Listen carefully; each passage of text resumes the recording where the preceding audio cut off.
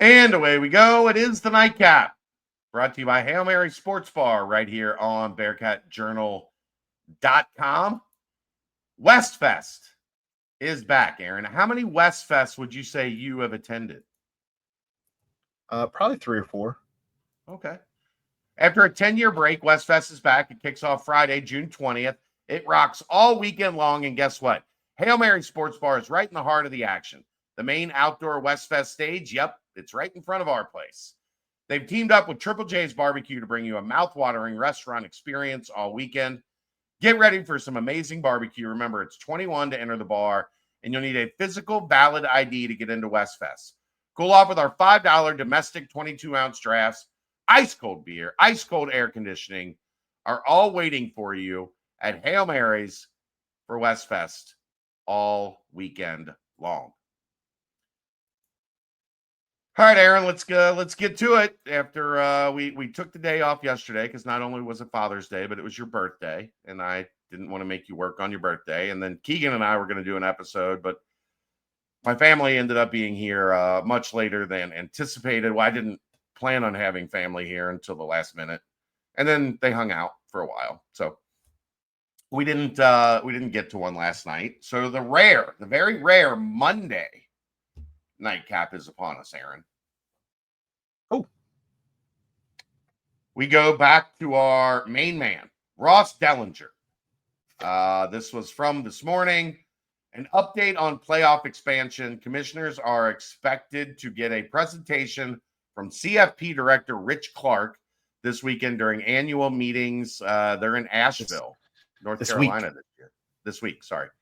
The presentation will focus on adjustments to the strength of schedule metric used by the selection committee. That is important because the SEC is in talks to go to 9 conference games instead of 8, which would most likely eliminate that week, like week 11 or 12 or whatever it is, that they all play Sunbelt teams. You mean it would catch them up to everybody else? That's what it would do. The ACC actually is they slide under the radar. They are still only at 8, I think.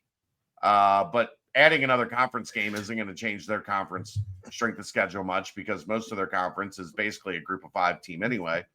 But the SEC is saying, look, if we're gonna do this, we want the strength of schedule to be factored heavily into selection of at-large teams. So Clark and the CFP have spent the last several weeks studying ways to create data points to be used in playoff selection that are more heavily weighted on a team's strength of schedule, even using outside mathematicians and data analysts to assist in the endeavor. The adjustments are seen as a step to maintaining the selection committee's role in a playoff that incorporates a big number of at-large spots, such as the proposed 16-team, 5AQ, 11 at-large format. SEC officials have publicly encouraged such a change to the selection criteria. CFP expansion, this is the interesting part. CFP expansion to 16 may hinge on the selection criteria changing. The SEC's move towards an AQ-heavy format. The Big Ten, by the way, supports 4-4-2-2-1, where the Big Ten and the SEC each get 4 AQs. The Big 12 and the ACC get 2, and then 1 for the group of 5. And that's 13, and then there would be 3 at-larges. Per a memorandum of understanding signed last spring, the Big Ten and the SEC together hold authority over a future format. Their disagreement creates a fascinating situation that could end in no expansion for 2026. Which I'm fine with, whatever. I don't care if it expands or not. That said, why aren't we just using the RPI? I don't know if there's a knock on the RPI, but I believe the RPI incorporates strength of schedule. And if that's the case, then why, if it's not broke, don't fix it. So use that as what your the data RPI is an old formula that could be gained. Essentially running up scores. Like there's some things about the way the RPI was done that that's what created the need for the BCS. If you were going to go back to anything, we talked about this. The BCS was an outstanding format for determining what we have now. It wasn't a great format per se for determining like a top two, and these are the two teams that play in the national championship. But when you look over time, what their field of 16 would have looked like, the BCS formula included computers, it included human polls, like it gave a little bit of everything. But the real heart of the matter here is these two can't agree. We have talked about this, Aaron, for a long time. This notion that the SEC and the Big Ten were just like everybody thought, oh, the SEC and the Big Ten are just going to break away and create their own thing and they're going to leave everybody behind. For the history of college football, essentially, the SEC and the Big Ten have never seen eye to eye on anything. And why people thought putting those two in charge of everything when they can never agree on anything was a good idea will always blow my mind. But here we are approaching a deadline on, it's not imminent, but like we're getting closer and closer to they need to figure out what the format is going to be for 2026. We are now getting to this point where these two sides are picking different paths. The Big Ten wants the 4-4-2-2-1 because that's about right for the Big Ten. They get about 4 teams in that top 16 range every year. Very few times are they in 5 or 6 team range. The SEC, on the other hand, is looking at that and going, why would we give them a couple of our spots? Because that's what the SEC thinks. Right. And they're not going to see eye to eye on this. Everybody thought going into the SEC meetings last month, Aaron, that the SEC was behind, like backing the 4-4-2-2-1. Yeah. And they came in and said, no, that's what the Big Ten wants, but we don't think that's what's best for us. What's best for us, if they change the strength of schedule metric, we'll go to 9 games and we'll get 6 teams in the college football playoff. Forget 4. We're going to get 4 no matter what. They truly believe 4 is like minimum that they're going to get. So they're not worried about 4-4-2-2-1. Well, and I don't think that's crazy talk. I mean, we've seen the SEC be the dominant conference for most of our adult lives. Yeah. That said, I don't know. This goes back to the NCAA again, just because they're so reactionary as opposed to proactive. They could have solved this decades ago before it became anything like this. If they had put somebody in charge of a commissioner of sorts, in charge of the NCAA, or even if you break it up and had done a commissioner of football, a commissioner of baseball, a commissioner of basketball, like, you know what I mean? Like, because you don't have anybody who can be the shield to negotiate between all of these parties that literally are only looking out for their own necks, you run into this to where the one thing you were wrong, the one thing that the Big 12 and the SEC can agree on is the fact that they should have more power than anybody else collectively. That's the only thing they can agree on. Well, I don't even know that it's necessarily that, because the SEC doesn't think they should have equal power as the Big Ten. But they should both have more power than everybody else. Yes, and you said Big 12, you meant Big 10. Correct. But yeah, like the SEC does not see the Big 12 as, or the Big 10, you did it to me. They do not see the Big 10 as an equal. They see the Big 10 as a peer, I guess, in some ways. But they definitely in college football do not see them as an equal. No, I'll agree that. So, I mean, if they're already, Aaron, if they're loading up on this strength of schedule, because the only, if you go 4-4-2-2-1 and you still have Notre Dame in the mix, there's 2 at-large teams. Do we really need to revamp the entire selection process for the 2 at-large teams? That's No. silly. No.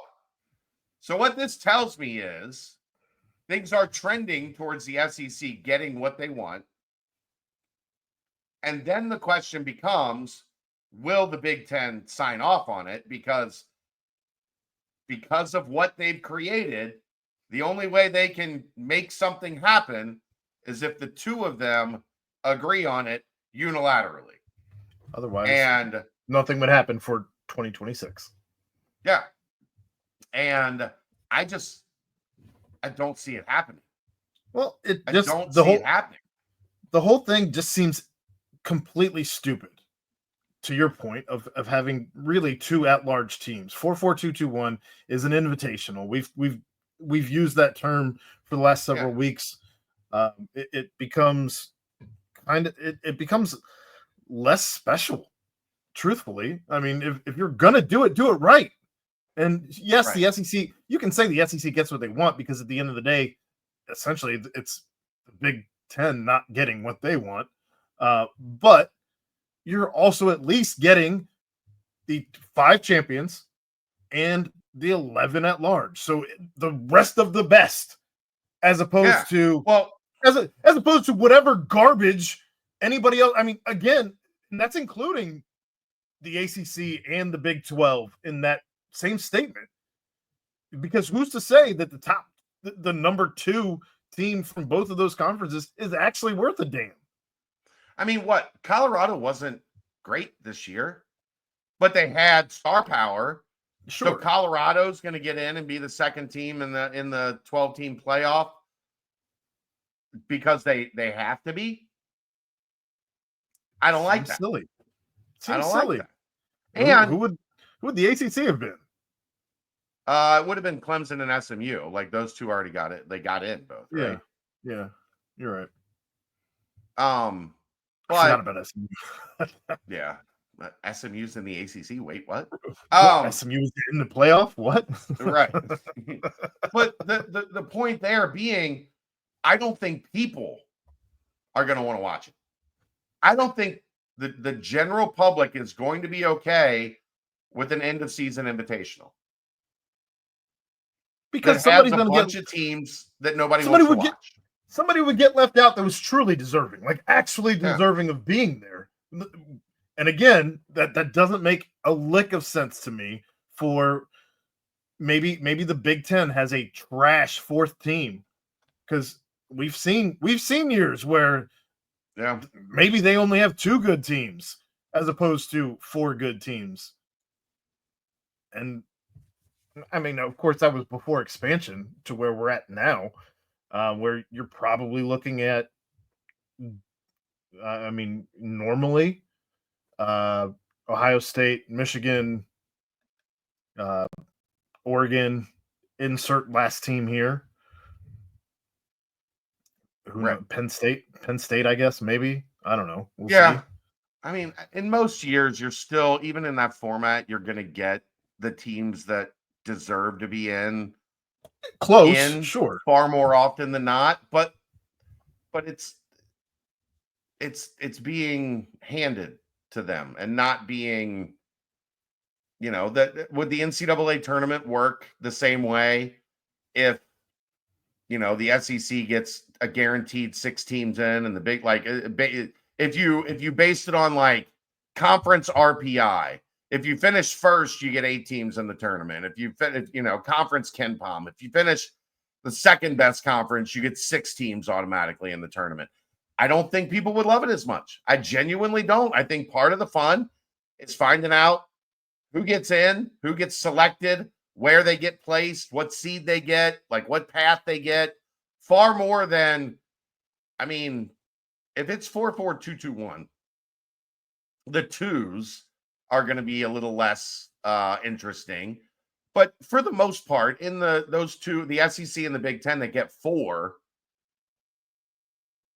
we're going to know who's going to the playoff by like early mid-November for the most part.